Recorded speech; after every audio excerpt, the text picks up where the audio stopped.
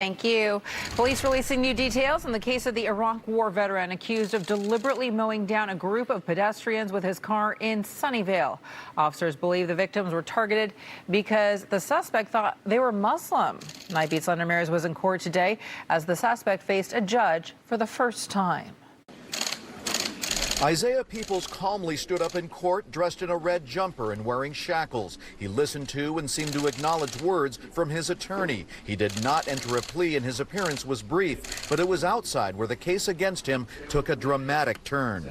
Based on our investigation, new evidence shows that the defendant intentionally targeted the victims based on their race and his belief that they were of the Muslim faith.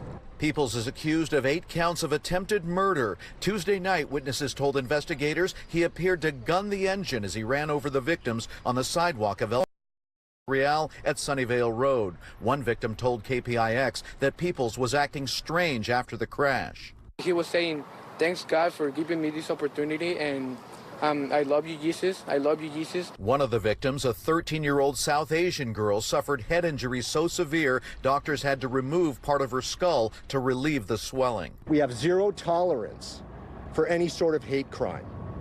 And we are standing with the victims together that were on that street corner on El Camino Real. And we're standing with that little 13-year-old girl in her hospital room. After Peoples' arrest, Sunnyvale police and the FBI used ladders and battering rams to enter and search his apartment. Sources tell KPIX they seized computers and cell phones. Peoples' mother and brother say he suffers from post-traumatic stress disorder from his time in combat during the Iraq War. His attorney disputes that the crime could have been intentional, given Peoples' mental condition. There's no real issue in terms of what happened, but his mental state is going to be the battleground in the case. We're going to have him evaluated by the best people we can find, because like all veterans, he deserves the best people we can find. I'm Len Ramirez on the Night Beat.